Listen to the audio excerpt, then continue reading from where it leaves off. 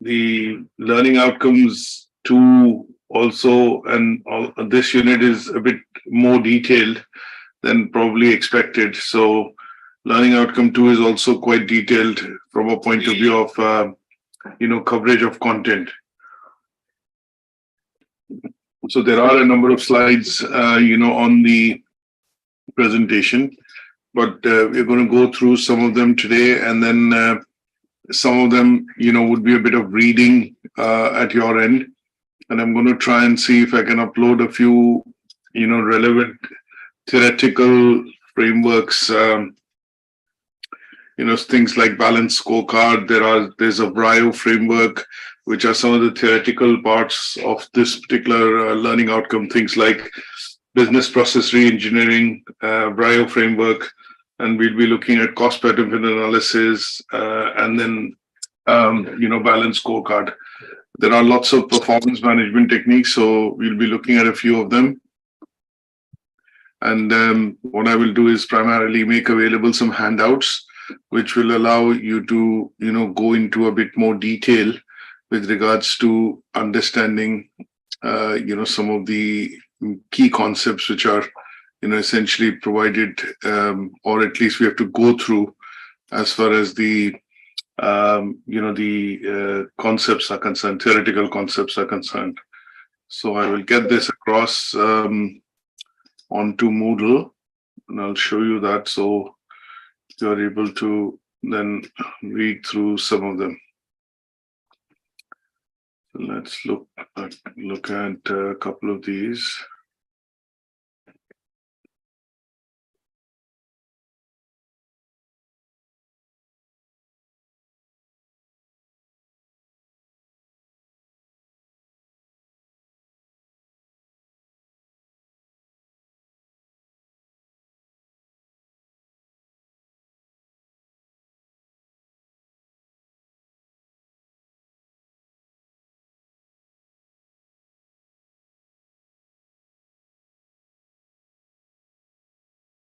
Let me get them uploaded before we start.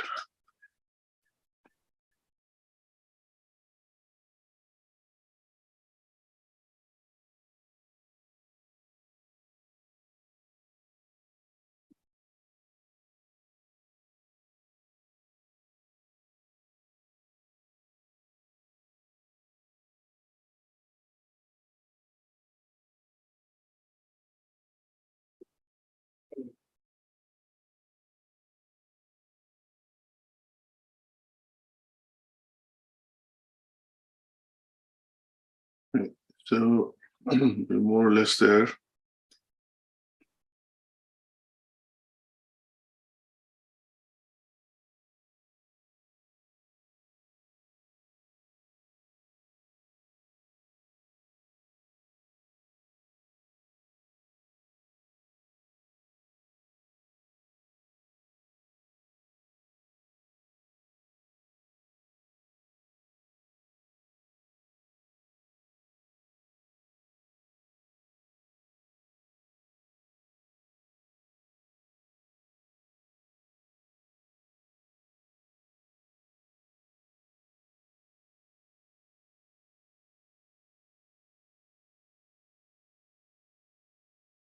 And then the last one is cost benefit analysis.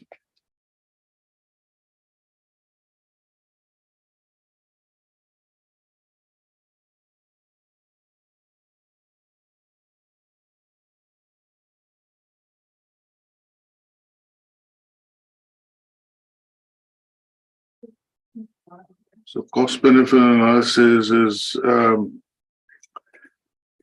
going to try and see if I can get you a good document on that.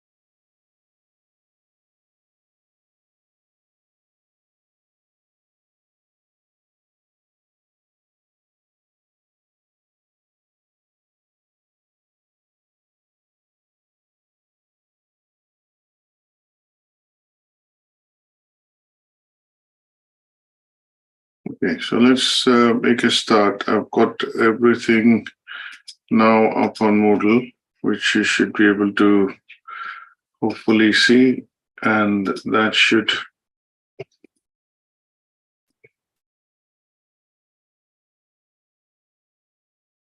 so just briefly showing in terms of what I've got here on Moodle.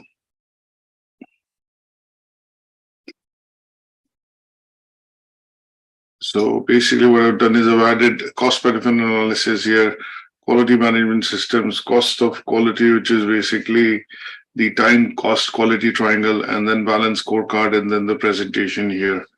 So let's make a quick start now with regards to our session. So today we are looking at covering, learning outcome 2. And learning outcome 2 is essentially focused on applying a range of techniques and analysis frameworks used by operational managers to support decision making and how to address problems. So in a sense, this particular learning outcome is focused on, we going into details of understanding what is performance management and why performance, when we look at performance management, why, operation managers have to look at, let's say, dipping into certain tools and techniques to be able to understand how they can improve efficiency, productivity, time, reduce time, for example, improve quality, or in some cases, reduce costs, and then better utilization of manpower in terms of resources can help in the reduction of costs or increase profits the other way around, if I look at. And in some cases, corrective action plan, or CAPS as we call it, have to be applied in order to diagnose and then remove some of the problems and issues which are faced on a day-to-day basis in operations. So this learning outcome 2 is primarily going to be focused on understanding some of the common techniques which have now been widely accepted. And these techniques are utilized by people working in operations or operations managers to be able to have, let's say, more rational and more clinical decision-making criteria, which would basically help in streamlining the operations of a particular department or a particular process. Now, in this, the indicative content that we are looking at covering is basically divided into 3 parts. So we are looking at first understanding what is performance and performance management. Then we'll go into techniques and frameworks, and then we'll look at what is the impact of technology and operations management. Now, this has become quite important because as we have seen the proliferation of internet, which has happened in the last decade or so, last 2 decades essentially, but onwards from 2005, we see the proliferation of internet happening and Internet of Things happening quite quickly. And this has had a significant impact on the way things are working, specifically with the aid of technology in all the sectors. So when we look at operations management and we look at manufacturing, engineering, all such processes or functions wherein operations are involved for a company, what we will need to do is understand what is the impact of technology on the aspects of improving or helping or aiding in better functioning of let's say certain processes and functions within a particular organization. So we'll be delving into things like the importance of cloud computing, mobile communication, remote working, convergence of technology platforms, and then specifically in large companies, we will see softwares like enterprise resource planning software, supply chain management software, or softwares which are basically part of the ERP ERP software, but modules of it can be used and integrated to streamline and look at better sharing of information and data across various departments, suppliers, and say different branch offices or different I would say offices of the organization. So between factory and the front office, between factory product teams and sales teams, and that allows company to orient the sales side of things, demand side of things, and the supply side of things in a much more efficient manner. So we'll be looking at some of the things which have become a part and parcel of most organizations, including customer relationship management system. And those are going to be the key bits that we look at in terms of how technology has impacted operations management, and how this can be then looked into for better utilization of let's say operational side of things in any organization or any business.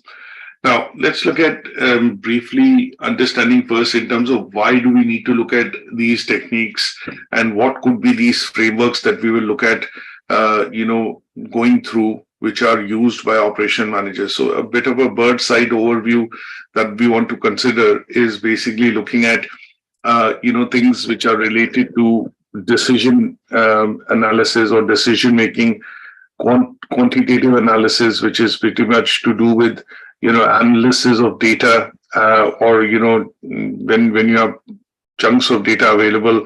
Say, for example, if a production line produces, say, 300 vehicles or cars every day, and there is a large amount of data which comes out, and that data needs to be analyzed. If you look at Tesco's, for example, or any other superstore, and they have Tesco has maybe 4,000 stores in the UK, and out of these stores, if we look at the data which comes out of till machines, which is point of sale terminals, in terms of just the transactions which customers are having, and that data might be useful for doing quantitative analysis in the back office, or back office teams, and they would want to find out things like what products are selling, what is the average price of the product, what is the average basket which the customer has, or what is the spend that they do on a weekly basis. So that kind of data crunching, which is typically required to maybe run then promotional campaigns, send vouchers out, or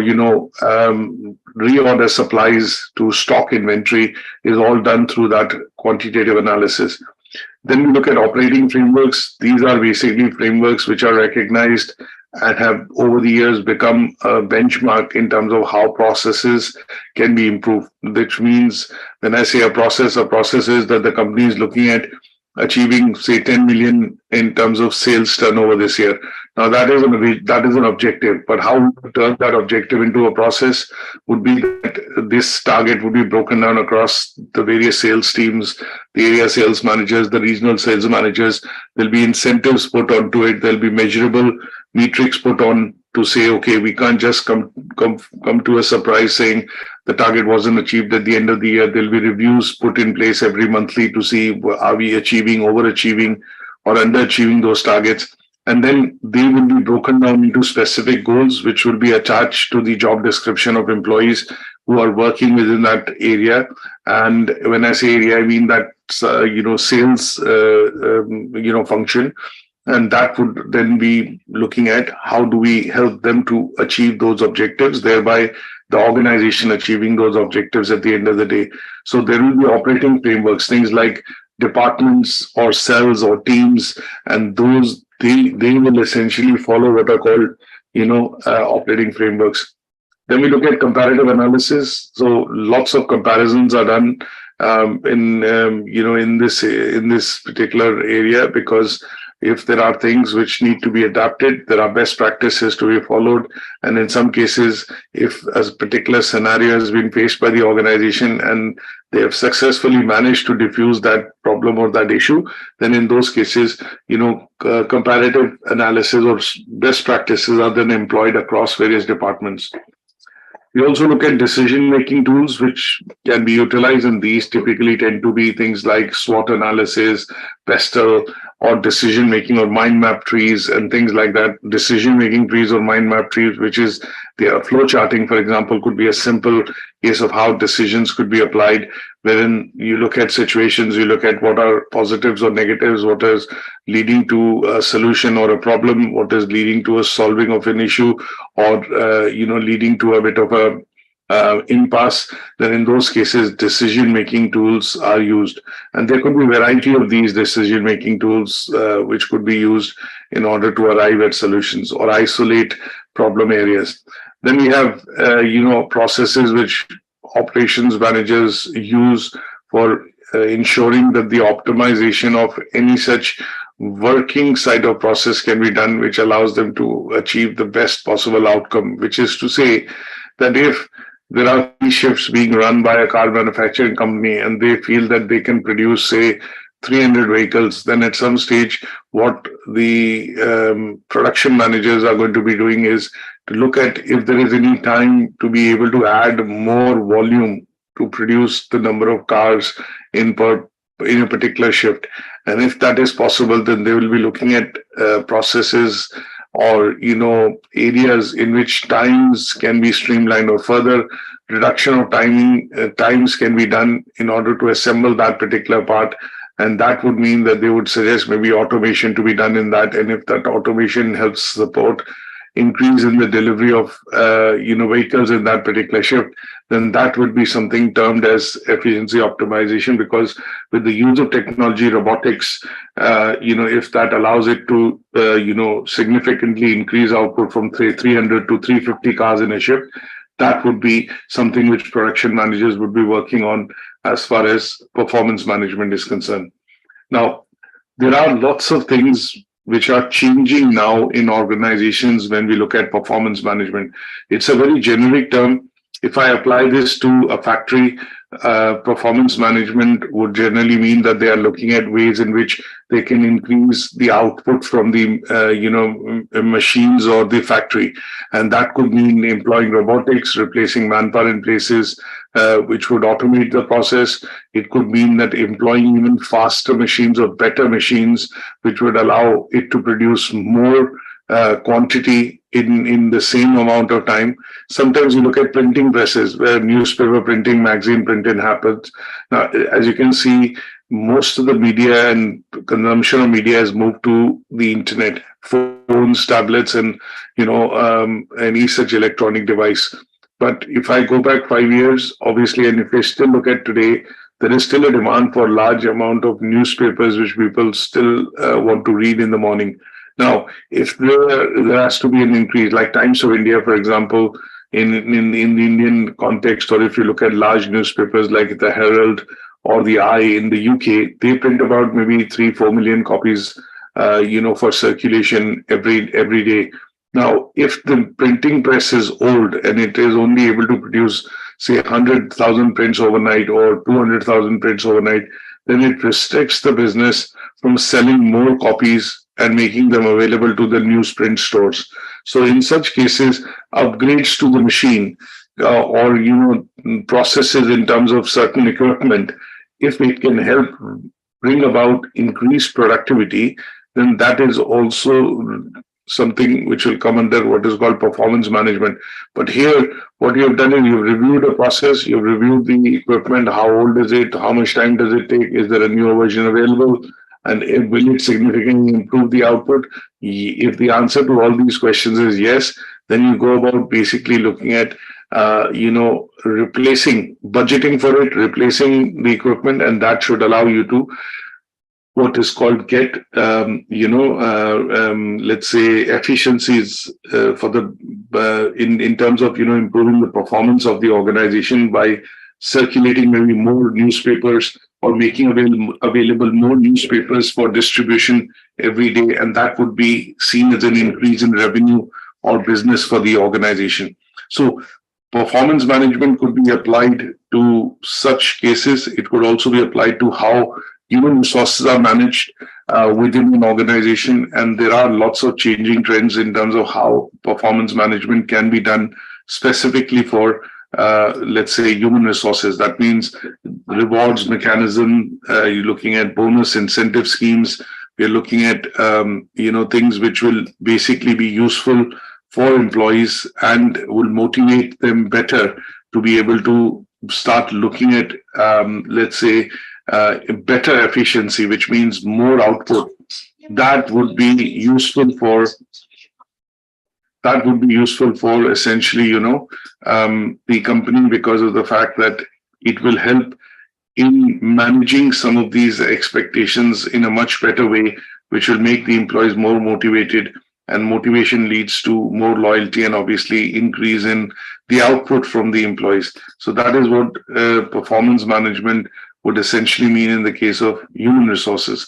But let's listen into this short video, which gives us a perspective in terms of how new trends have emerged in managing performance of individuals, specifically within organizations.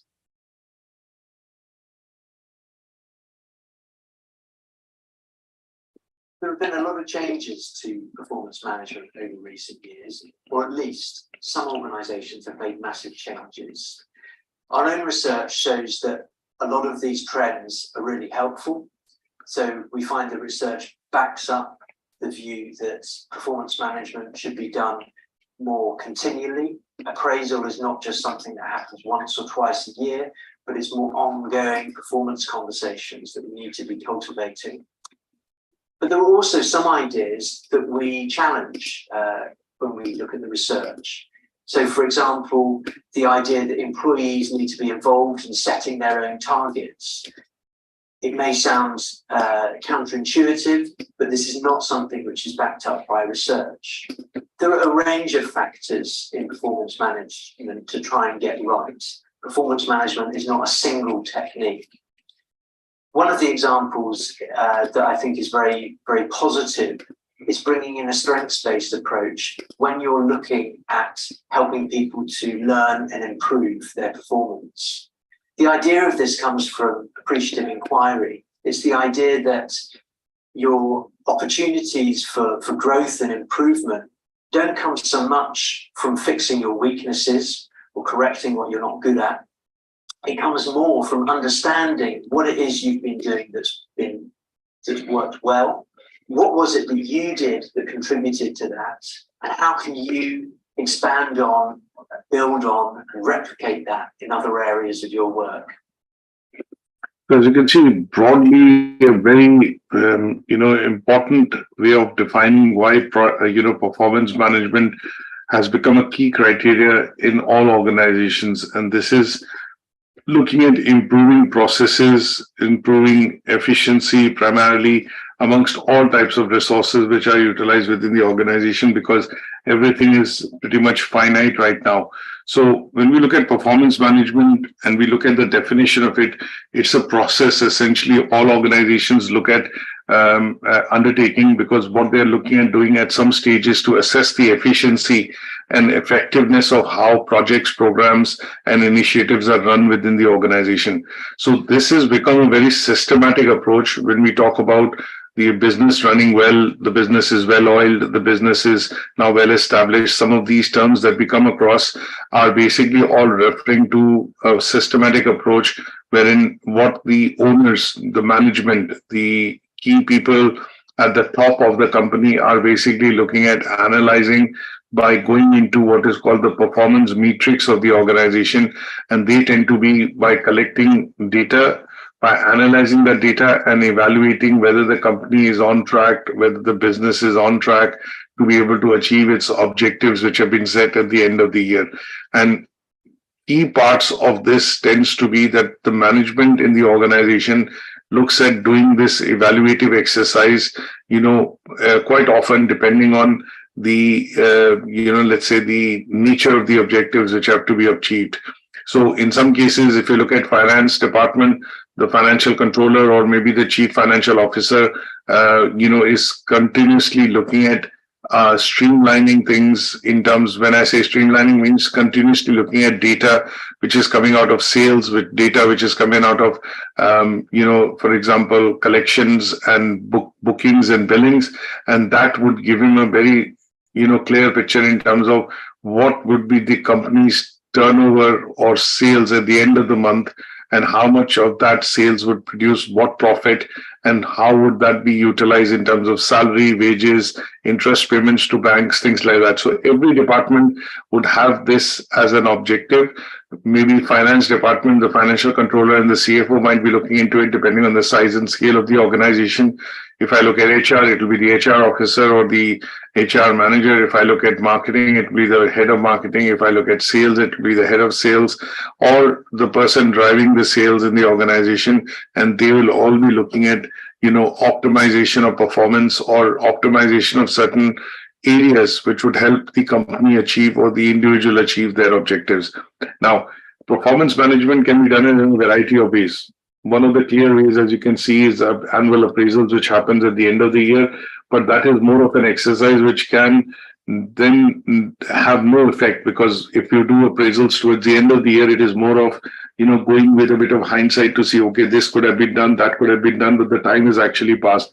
So in terms of ensuring that proper steps and measures are taken, managers nowadays look at evaluating performance at every step of the way. It could be fortnightly, weekly, fortnightly, monthly, quarterly performance appraisals which are done, and corrections to decisions or corrections are done for the course which the company or the organization or the individual is following, so that the outcome then can be more favorable, or it can be tempered or, let's say, change to meet the company objectives which have been set. Now, when we look at performance management, generally this tends to be a 4-stage approach. And over the years, this framework which has come across, is something which most organizations follow. This framework talks about 4 different phases or stages in which how, the management of performance can be done in most organizations. Now, this is taking into account some of the basic bits that we would want to be able to see. And when we talk about performance management, you are going to be looking at let's say an area wherein you are going to include some inputs.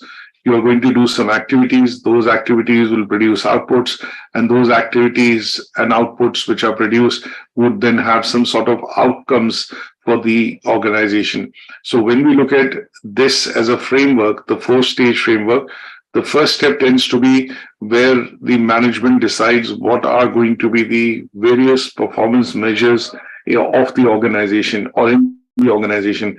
And in those cases, they take into account what is the inputs which the organization is providing in order for the objectives to be achieved. In the second phase, they look at identifying some of the outcomes and the resources and the inputs which are being provided. Are they helping in terms of, let's say, the achievement of identified outcomes or not? And then what they look at is if everything is in place, things like input, whether it could be human, manpower, it could be materials, it could be financial resources, it could be, equipment which is required to carry out certain activities or produce the output.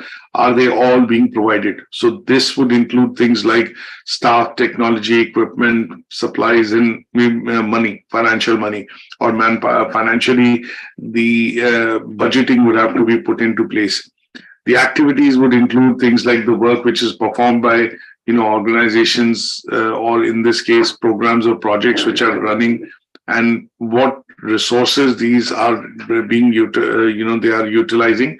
And in the context of it, what they will look at is, will these activities help in the achievement of goals or the strategic outcomes which the organization's management has set for the year? When the activities are being performed, close monitoring of the output would be also done, and that would be looking into products and services which are coming out of those activities as a result, and are they meeting this output?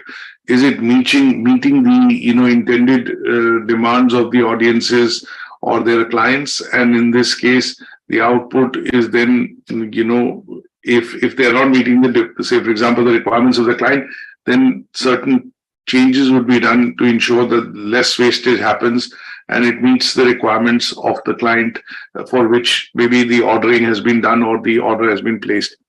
And finally, when the outcomes are produced, they are also then closely monitored to see whether any short-term, medium-term, or long-term changes have to be done in order to ensure that these are going to be meeting and providing the requirements in terms of customers' expectation. For example, if you go in and you order a model of a car and you configure the car model, and obviously the lead time, for example, if you order at the dealership is 3 to 6 months, depending on what you're ordering. You go in and you place an order for say, for example, a Mercedes, and you're ordering an S-Class, and in this case, you're going in for certain additional, features and functions for which you are paying additionally. Then in those cases, these are very clearly, configurable using the car configurator, and what options are available are provided to you at the time of ordering by the sales executive. And these would then be fed carefully into the production order to ensure that the output, which is the car which gets delivered to the dealership after a certain point in time, because it's a custom built model, just as an example, in those cases, the outputs will have to be very closely measured, and the activities that are being performed have to be very closely looked at so that it meets the expectations of the customer. Now, in this framework, one of the models called the logic models has been developed, and this logic model is a simple visual representation of what is the relationship between the connections in terms of the inputs and the outputs, and how this then becomes a bit of a roadmap that can be followed for maybe certain other types of ordering which the customers would do for any sort of a car model with the dealership if it is not available, if it's a custom built model. So this logic model looks at linking the inputs with the activities and the outputs which are being produced and the outcomes which are being delivered. That means the finished product which has been delivered, is it meeting the criteria? Is it something which is a one-off order, or are there more orders going to be in the pipeline? And that would then determine and kind of, let's say, help the organization to set a process in place that, okay, for this particular model with this particular kind of attachments or upgrades, this is now becoming a routine, and we are getting a number of orders which would then be looked into from a point of view of maybe introduction of a variant on that particular model series by Mercedes. So the logic model essentially ties in all the 4 activities, and it further breaks it down by providing a visual representation of what is the connection between the 4 stages that we look at in terms of the performance measurement framework. So these 4 stages can be seen linked and working together to be able to then ensure that it is meeting the requirements of the customer or the output which is required by running this and using this framework in terms of production activities. So this framework, and the usage of the visual representation of the 4 components of this framework by logic model is helping to define very clearly what things have to be put into place, what resources will be utilized, and what kind of output will be produced when this performance framework is put into practice within most organizations which are in engineering, production, design, or are producing goods and services for customers. Now, in towards the end, if the organization looks at evaluating these 4 stages and they bring it together, it helps them identify what are the resources required, essentially to, make things work and, essentially make things available to customers at the end of the day from the organization. So things like these 4 stages talks about, when we talk about stage 1, what are we doing? That means why is it that the stage 1 is being taken into account, which is looking at, essentially talking about why do we need to even measure performance. Second tends to be what do we want to achieve. So if we know that this is what we want to achieve or this is where we want to go, then the second phase helps identify what are the activities that needs to be performed in order for us to reach that stage. The third looks at how are we going to achieve it. So that means at some stage, the outputs which are being produced, which could be products or services, as a result of the activities being carried out, that particular output is to be, how will we ensure that we achieve that particular output? And those are basically the monitoring of activities which is done in order to ensure that the output or these desired results are essentially produced, with regards to stage 3. And stage 4 is basically then looking at how do we, essentially ensure that the activities and outputs which have been produced are then, useful for our clients and customers. And in this case, they look at how do we report on some of the achievements or successes that have been achieved by following planning, the side of inputs, then looking at the activities, monitoring the activities and the output, and then finally, the outcomes at some stage. So there are these 4 phases which operation managers look at in the performance evaluation framework. And then sometimes when they have to put certain processes through, visually looking at how each of them are related to each other, they then look at using the logic model, because that brings into account the inputs, resources, the activities which the factory or the, staff is doing, the output which is being produced, but look at it from a target audience perspective. That means customers' objectives, and also look at, are these changes or the output which is being produced, are they being produced, or requirements of these are short-term, medium-term or long-term, and how would any external factors essentially affect these outputs or activities from a short-term, medium-term and long-term perspective. So this particular model becomes quite important when we look at performance management objectives and how, things are being produced, manufactured within most organizations. It could be a logistics company moving goods from one warehouse to the other, or haulage company looking at, moving goods, if they do it as a supplier for one of the companies like Tesco or Morrison's. They have, air conditioning controlled vehicles. They have goods which are grocery goods, which are moving from one warehouse to the other and from warehouse to the stores in that region. And in those cases, they will still go through this performance framework to see at what speed are these goods being delivered, so that because they are perishable goods, we need to look at them being distributed in controlled, let's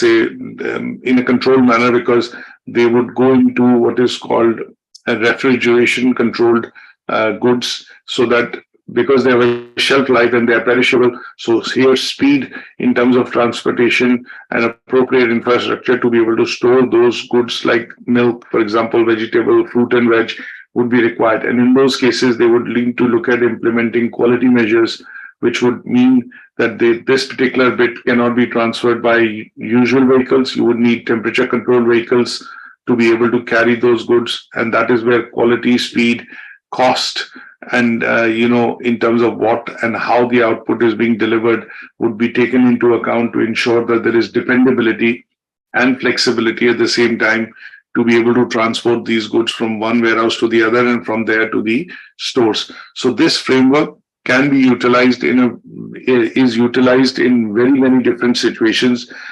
depending on the type of company and the operations and the goods and services which the company produces. Is that okay? Any questions on this? No, it's all right. All right. Now let's look at some of the key factors when we talk about performance management.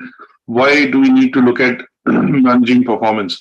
So when we look at managing performance, we need to be able to look at key areas wherein the company can get a competitive edge over its competitors. It should be able to meet, by running these processes and activities, the requirements of the customers.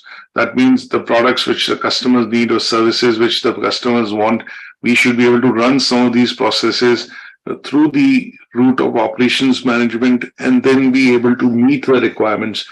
And in this case, what we need to look at is whenever such activities are undertaken, management looks at 5 criteria in terms of how these activities can be done and how would these activities fulfill the goals and objectives of the organization.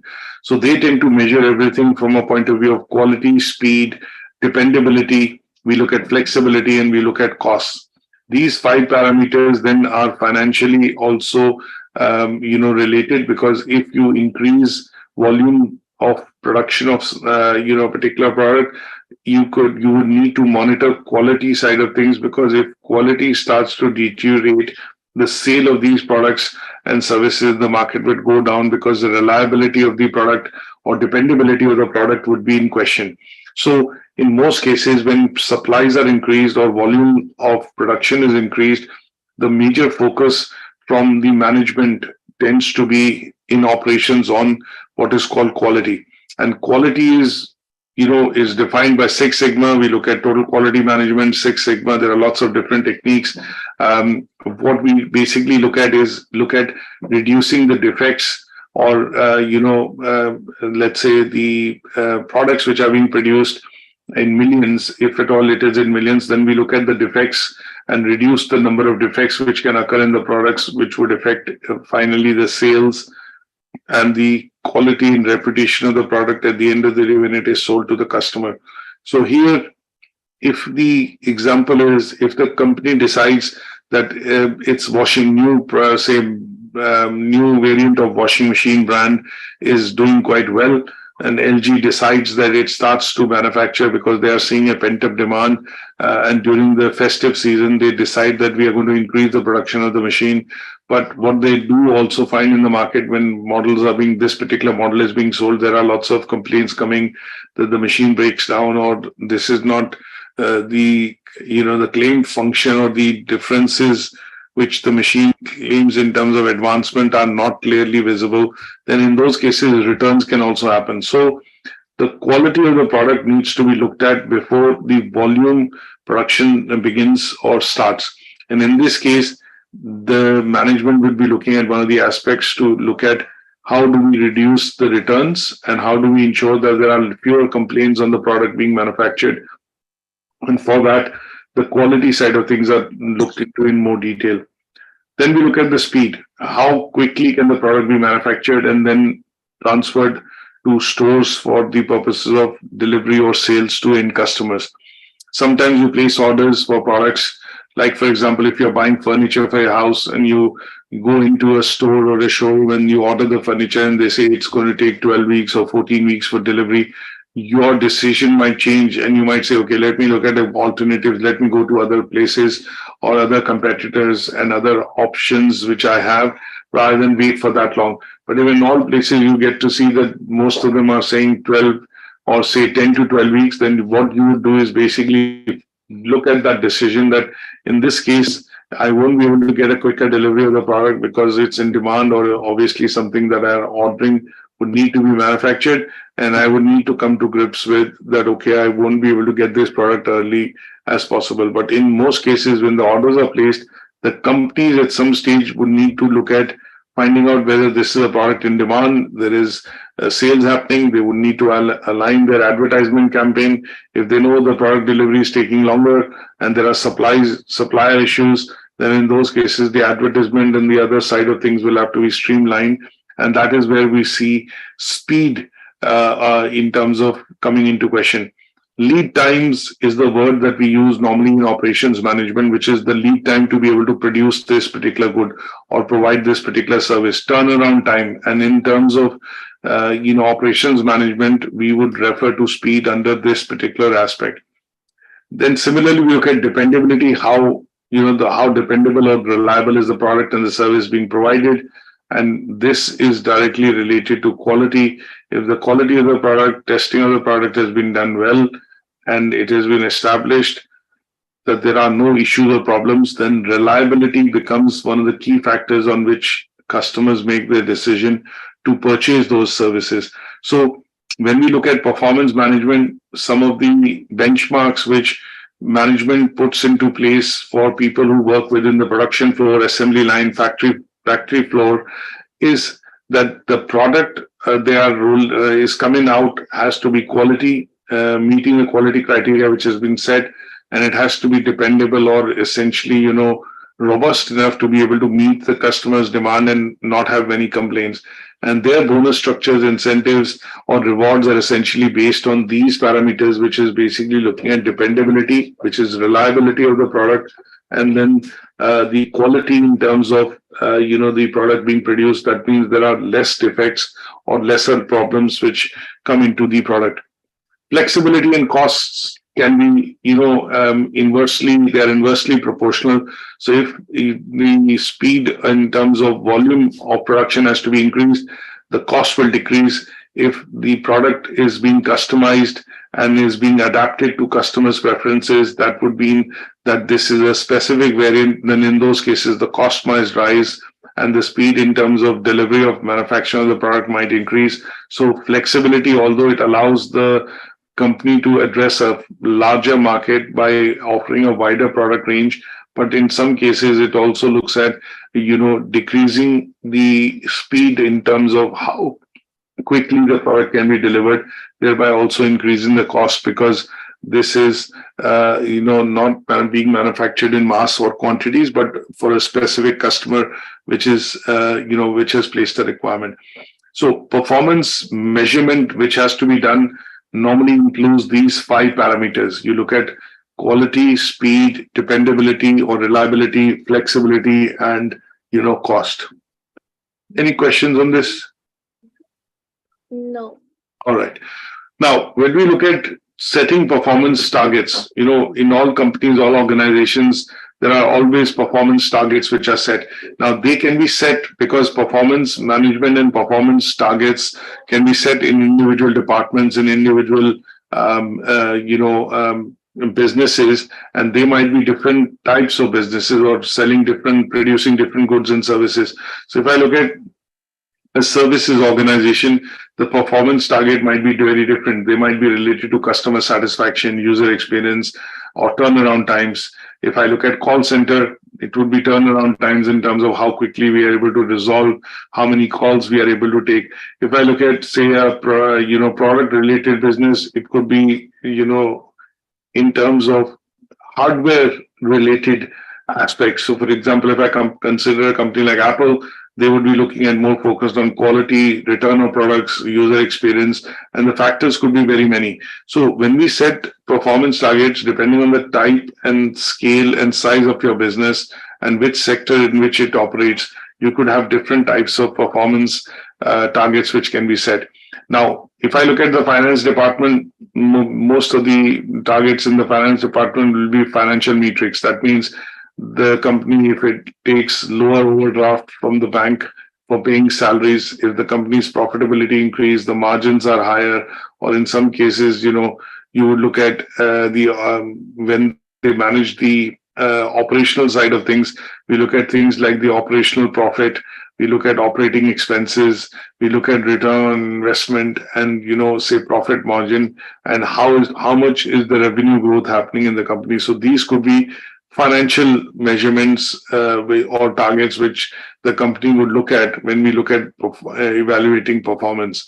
So depending on the type of business, the type in terms of the sector, and then the company and the business operating and producing these goods and services, you could have financial targets, you could have customer, satisfaction targets, you could have, employee satisfaction targets, you could have productivity targets. So, for example, if we have businesses in which the output is to be measured on an hourly basis, or services have to be delivered on an hourly basis, then in those cases, productivity metrics are looked at or targets are looked at, and that could be in terms of the utilization of individuals to complete certain tasks in a certain amount of time.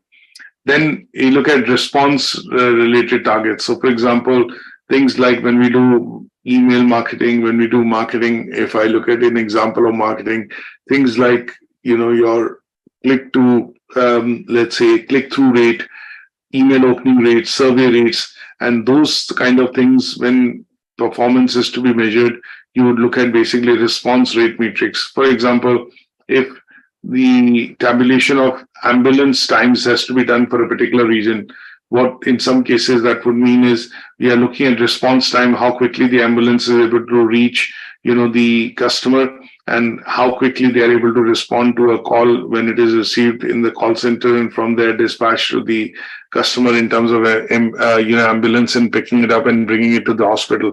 So that is where they would look at response rates. That means how quickly you are able to respond to such situations.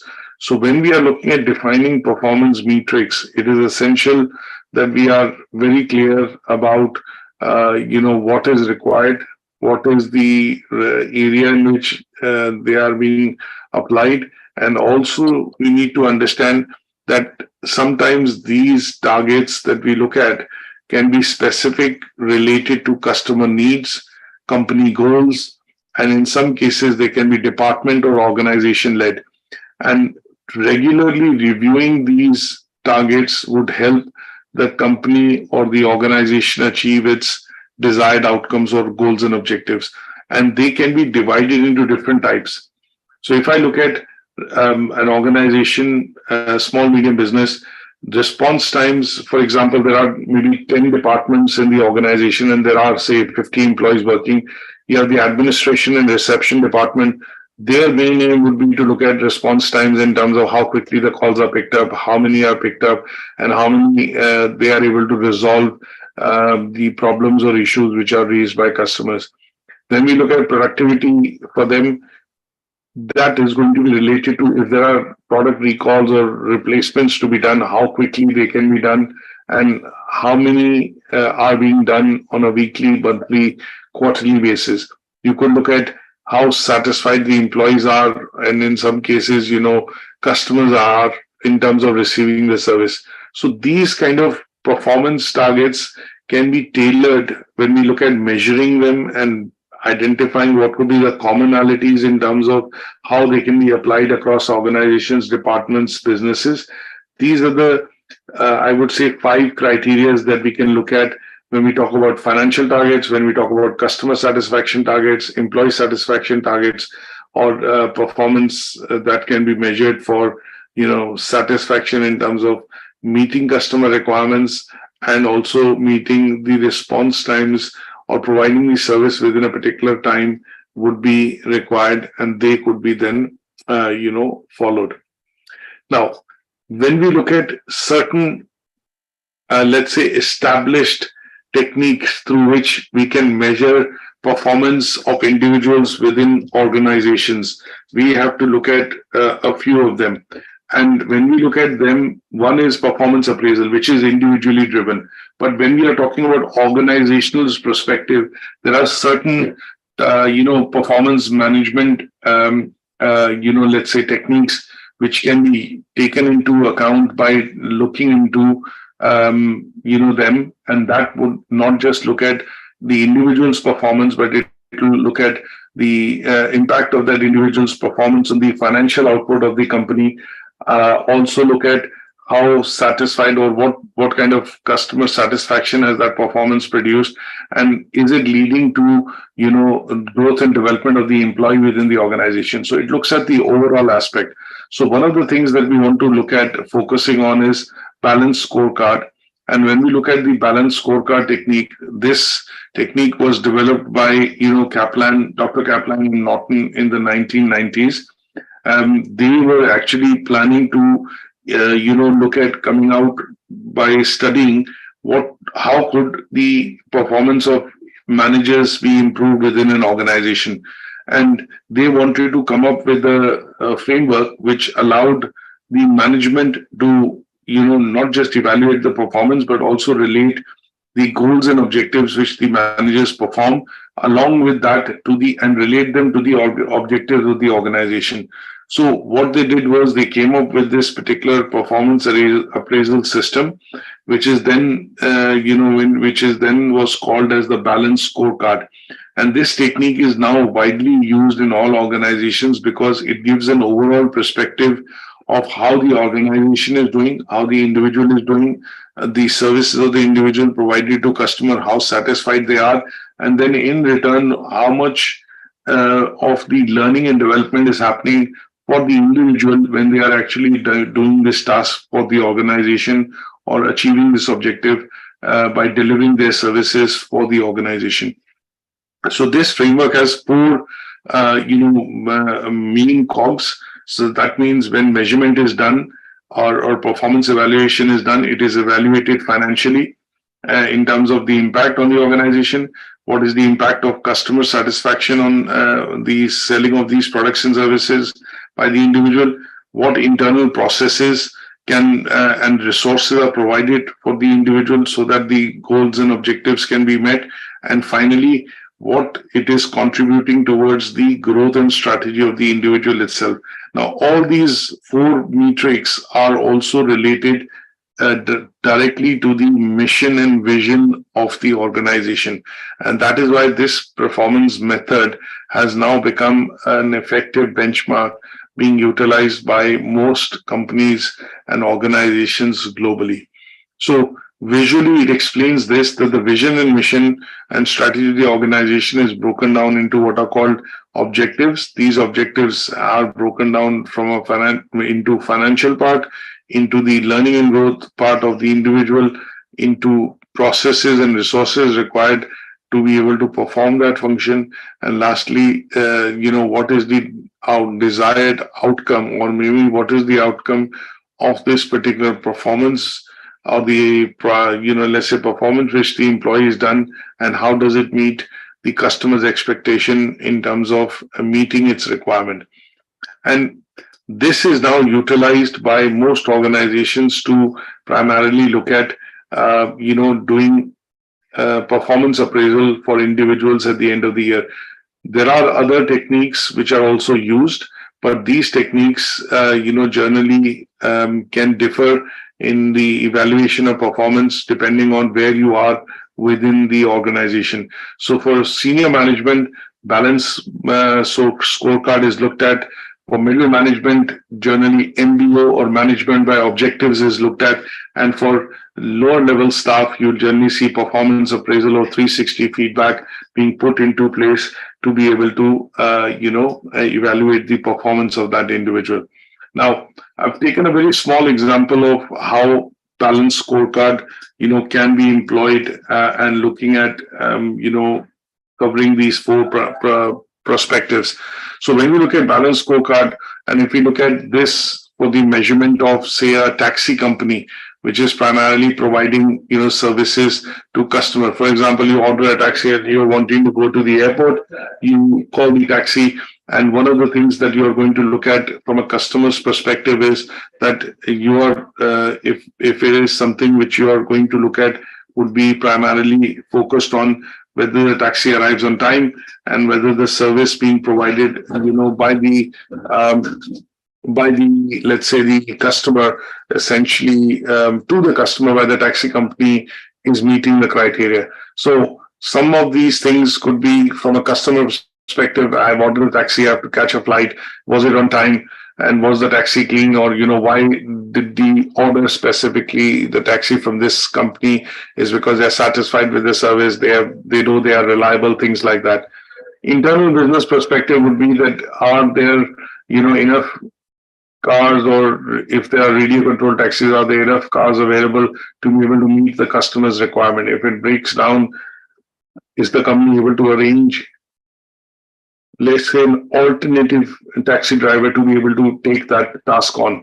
And in some cases, this part of managing the activities of looking at demand, requirement, and meeting the criteria is basically looking at the company's internal activities and resources which are available.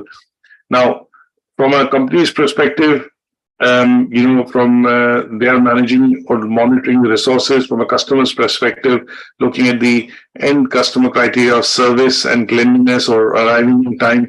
But from an individual perspective, who the taxi driver, the learning and growth part of it would be to look at whether the employee has been given sufficient training. Does he or she feel confident in being able to, offer this service to the customer? And are they updated on the safety regulation things? If something is to happen, if the breakdown is to happen, do they know the processes in terms of how to arrange for a different taxi, or call the company to be able to update them so that alternative measures could be put in place and the customer could be en route to its way to catch a flight to the airport.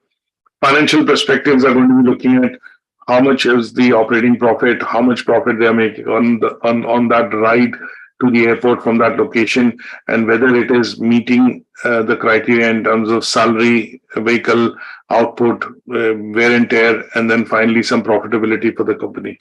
So at the end of it, this could be looked at from a financial perspective, that the company might run a scheme and they say, okay, the best, few are rewarded at the end of the year because they did maybe 500 taxi rides or 5,000 taxi rides, and all the customers gave 5-star reviews, and there was no problems encountered. And as a result, this is the best driver, or this is the best service driver which has been awarded, and they would award that particular person at the end of the year. And that could be a financial reward, a monetary reward. It could be a recognition or a reputation reward, which could be awarded or given to the taxi driver. So this incorporates a balanced scorecard technique employed maybe for a simple organization like a radio taxi service, and that takes into account these 4 perspectives, which was introduced as balanced scorecard by Robert Kaplan and Kaplan and Norton in the 1990s. Is that okay? Any questions on this? Now, there are lots of advantages and disadvantages sometimes of using this technique. If, for example, one of the factors is not applicable, for example, learning and growth or development is not happening, or the financial aspect of the factors are not important, then in those cases, this model becomes a model wherein it cannot be used successfully to measure the performance metrics of an employee or for a particular activity within the organization. And that is where we look at other techniques which can be utilized, to do management of performance within the organization. One of such techniques that we will look at is budgetary control systems, which is normally related to accounts and finance. And here the accounts and finance are primarily looking at, understanding how budgeting can be done and what kind of budgeting can be done, and, whether it's meeting the criteria required for, achieving that objective. So in some cases, when you look at budgetary controls being put in, they are being put in to ensure that there is controlled costs, or costs can be controlled in the case of allocation of resources. And in some cases, costs can be controlled primarily to look at, let's say, storage of inventory and raw material, and in some cases to reduce inefficiencies in the production processes. So if there is a lot of buildup of inventory, that would lead to more warehousing costs, that will lead to maybe inventory perishing, and that would be a budgetary control which need to be exercised, by the organization. We also look at, statistical quality control, or SQC.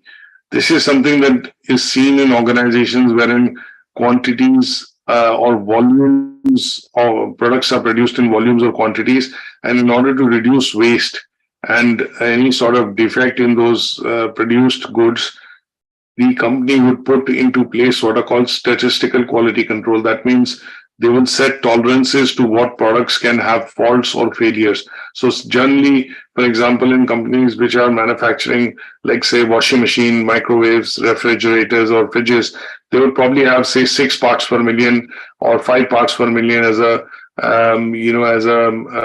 let's say, quality control. To say, okay, if you produce 1 million of these, there could be 6 or 7, such parts which could break down, or 6 such components which could break down, and that would be looking at, statistically looking at the quality aspect of it by linking it to manufacturing and saying that, okay, these parts per million defects are allowed or could happen, and beyond which, if it needs to improve, then there is a lot of cost which the company has to spend to improve quality, and thereby reducing the defect, which in some cases might not be worthwhile. So company budgets for it, saying that, okay, if these many are shipped out, that could be the parts per million in which the faults could essentially occur. Companies follow what are called SOPs, standard operating procedures. And standard operating procedures are put in place to ensure that if a problem occurs, if there is an issue occurs, then there is a process and a procedure to follow to be able to solve that problem. And this is done in order to ensure that there is a uniformity of response which the organization can do when problems or issues or any sort of issues occurs with customers or with processes when employees are following those within the organization. For example, if somebody is working in a factory and there is an accident, then there's an SOP in place to follow, and that would be quickly if it is an injury in to the person, then ambulance needs to be called, health and safety executive needs to be informed, then observation report needs to be made, photographs have to be taken, and last but not the least, then the investigation into why this accident occurred has to be done. Now, and in some cases, this is a standard procedure, in terms of how you would go about, doing these things within the organization, and they would basically follow what are called SOPs or standard operating procedures. Now, there are KPIs which are also put in place, which are called key performance indicators. At the end of the day, everything is finite: resources, finances, equipment, anything which the company looks at. There are finite resources, so obviously you have to put what are called key performance indicators or things in place to ensure that they are following their course, or the things are following their course. One such thing that we look at is, if you see an example of an employee joining the organization and the organization has a 3 months probation period, you generally see within that 3-month period, the organization would put some KPIs in place, that is key performance indicators in place, to see whether the employee is conforming, managing and performing towards those parameters. And if the parameters are not being met or the KPIs are not being met, then the probation period either might be extended or the employee's employment would be terminated because they are not meeting the set criteria. And how is this being established? Because in the first 3 months of the probation period, the company has discussed and then set up some benchmarks or criteria which the employee's work should be able to meet. If the criteria are not being able to be met, then in those cases, the organization is justified to, maybe terminate the services of the individual. When we look at production facilities, manufacturing facilities, assembly lines, you have things like, TQM, total quality management, being an approach which is applied. When you look at objectives and evaluation for manpower at the middle level, operational level, you would generally see them being managed through management by objectives. And then in some cases, when we look at technology, it is also being utilized to improve processes, communication, dissemination of information, and availability of information across and inside and outside the organization. And that is where you would see probably ERP systems being utilized as technology.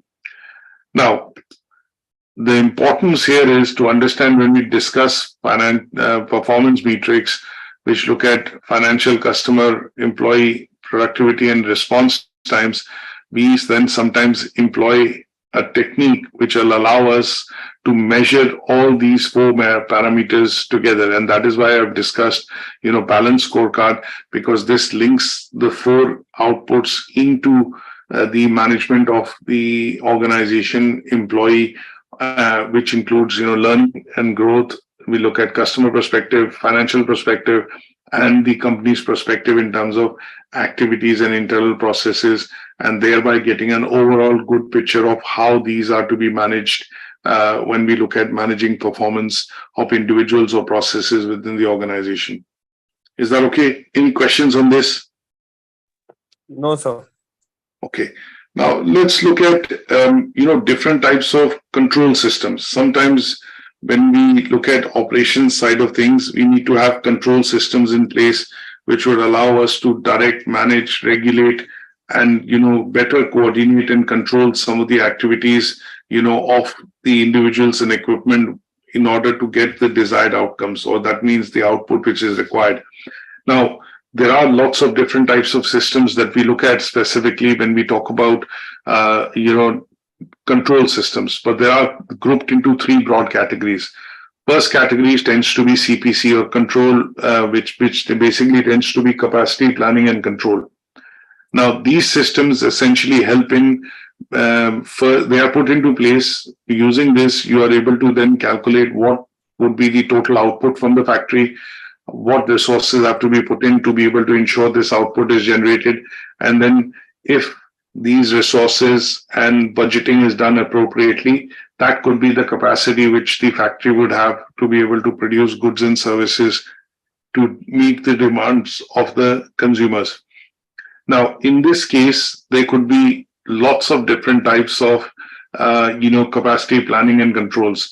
There could be things like strategy planning and controls. There could be, if you are a leader in the market, you'll probably be looking at planning everything that you remain and your products remain.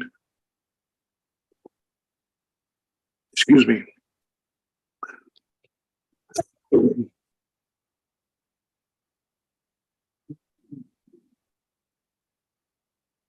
So in this cases, you'll have to look at if the company is a market leader. Then in those cases, they would always focus on what is called the lead strategy. That means they would always be looking at building capacity by anticipating the increase in demand or the demand of products from consumers. In some cases, if companies are primarily leaders or opposite of that is laggards, that means they are lagging behind the main company or the main, let's say, competitor in the market, then they follow what is called the lag strategy. And in those cases, they will be adding capacity if the demand is materialized. That means if there is excessive demand, or if they do see, for example, in festive seasons, if the demand for the product increases, then they would basically start manufacturing or increasing their capacity. Sometimes you would look at matching strategy. That means here, if the competitor starts to increase manufacturing because there's increased demand, you would also match that by increasing capacity on your side. And then there is adjustment strategy, which is basically looking at doing this flexibly, which means if there is a temporary rise in demand, then there are options available with the company to be able to increase production. And if the demand goes down, then it has the ability to be able to reduce orders, inventories, even with their suppliers. And then the production can be adjusted within the organization or the factory. A simple example that you could look at in this case would be most companies preparing to sell products during festive season, like Diwali, Eid, or Christmas. And in those cases, companies which are, for example, leaders in certain categories, they would be producing goods by anticipating this demand and increase in that demand. Some companies would be looking at decreasing the demand or looking at matching the demand if they feel the orders are being materialized from their sales teams or various, branch offices. And in some cases, as you would see that if there are Me Too products being sold and these products are sold in equal quantities, there's very little differentiation in terms of selling proposition of those products. Then if the demand increases generally in the market, the companies would be having a strategy to increase supply and increase manufacturing. And similarly, these things would be utilized when we look at, controlling certain types of, let's put it this way, putting controls in places when production and production requirements, are required to be increased to meet customer demand. The second bit which the companies normally look at would be inventory planning and control, or as we call it, IPC. Now, IPC tends to be the case when we need to look at regulating the resources. That means monitoring and regulation of resources is required. Inventory, or if there are only finite supplies of a particular type of resource which is used for manufacturing a finished product, and if that resource is basically finite, or capacity planning for that takes a lot of time, increasing in terms of building capacity for that product takes a lot of time, then inventory planning and control is to be put in place. Example here I would give you is Starbucks. Now, Starbucks has a lot of coffee fields and direct arrangements with coffee farmers in very, very different countries. Now, if they have to see an increase in demand, which is happening as a trend over a certain point in time, they will need time to build this capacity, because they would need to either increase their partnership or, working with more coffee farmers, and the production in terms of coffee farming will have to be increased in order to meet that demand. Now, that is a process, or that is something which happens over a point in time, because they will need to study and be very sure about the customer requirements and the increase in demand that they are seeing, which is continuous, and it is something which is regular. It is not a one-off spike, and it is not something which is seasonal. What they would need to do is basically look at putting steps in place to be able to increase, farming, or working with farmers to ensure that there is enough coffee being farmed and produced, which will allow it to meet the demands of the customers. So in those cases, some of the control mechanisms which are applied are things like just in time, what is called the economic order quantity. And we also look at what is called the ABC analysis. And when we talk about ABC analysis, we are looking at the type of inventory and the value and the importance of inventory. So you grade the inventory into A category, B category, and C category. So A tends to be items which are high value and high priority, B tends to be items which are moderate value and moderate priority, and C tends to be items which are low value and low priority. So this would be required in the case of, when companies essentially are looking at increasing the supply of their products, but that is something which is being closely monitored and studied, and they would need to look at putting inventory planning and control systems in place in order to meet that increased requirements from the customers. If, for example, Starbucks plans that they are going to expand to a new country and they will open, say, 10,000 outlets, definitely inventory planning and control would be required to be done in order to ensure that there is enough supply available when the new to support that new expansion of business in that geography. The third step tends to be supply chain planning and control. Now, supply chain and planning and control is required if the company's operations are global, and the manufacturing of it, or the shipping of the goods typically happens from some places, in terms when I say either from different subsidiaries, or it happens in combinations or with suppliers and partners which help it meet that requirement of inventory in a particular location for manufacturing. So essentially, when you have globalization or global operations of a company, wherein resources have to be mobilized from one location to the other, they would need mobilization through partners, suppliers, third parties. And in those cases, the supply chain management has to be put into place, and that would require, certain types to be used. Now, there are different types of these systems. You have push systems, pull systems, and hybrid systems. And again, push systems tend to be production and distribution decision based, wherein they are based on long-term forecast. So if Apple introduces a new product of iPhone this year, I say example iPhone 15, and that has a life cycle of 18 to 24 months, they would need to look at augmenting their production and manufacturing facilities in such a way that they are able to meet the demand of the new product. And then distribution has to be put into place, which is to say which countries the product will be launched first, at what price points the consumers are able to afford that, and they will need to put long-term forecasts in place by going back into reading even legacy data or data from the past launch of models.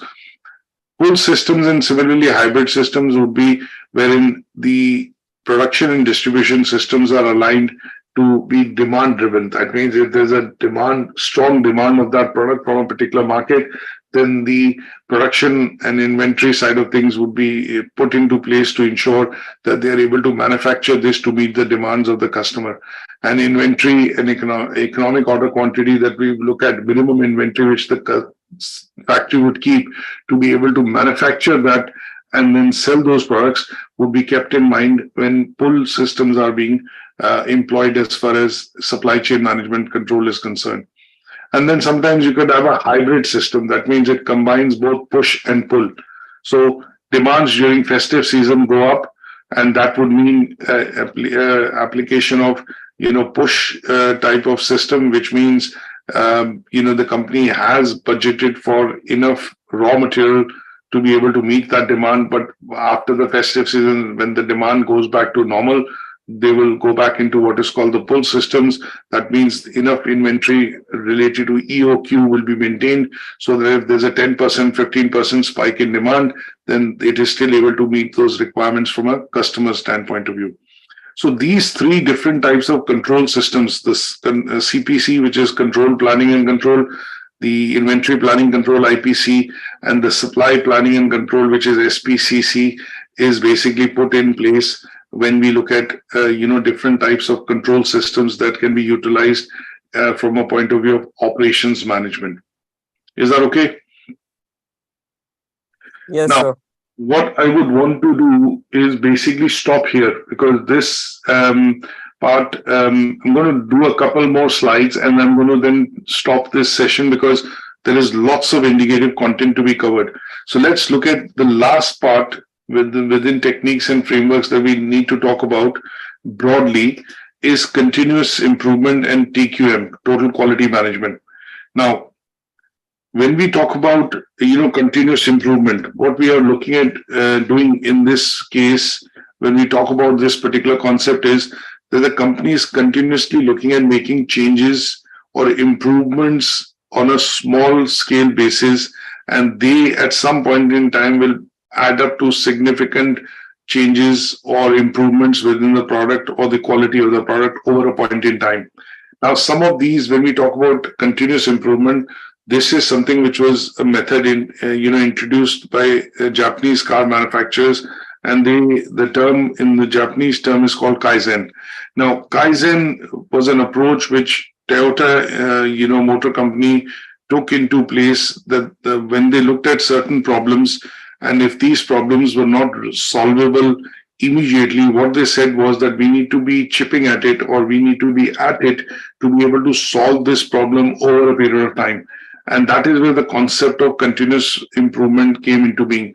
So what they look at is that they want to look at making changes in the processes on an incremental basis, which allows them to improve the process, and thereby towards the end, because of making of these continuous changes, at the end of it, they are able to significantly improve a particular side of the process by following this let's say the process of making smaller changes or incremental changes.